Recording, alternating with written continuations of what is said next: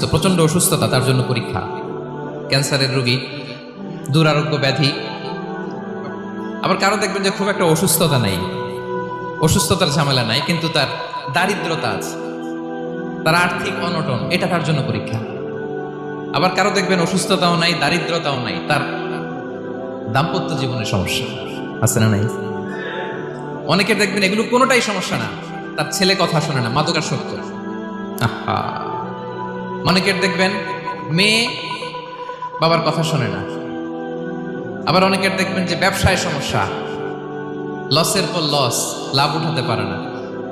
তাহলে পরীক্ষা ছাড়া, বিপদ আপদ ছাড়াই দুনিয়াতে কেউ নাই, কেউ নাই প্রিয় ভাইয়া। এটা আমাদের মাথায় রাখতে হবে। পরীক্ষা আপনাকে দিতেই হবে, পরীক্ষা দিয়ে দিয়েই নিজেকে প্রমাণ করতে হবে। আর এক একজনের পরীক্ষাটা এক এক রকম, কারো পরীক্ষার সাথে কারো পরীক্ষার কোনো মিল থাকবে না।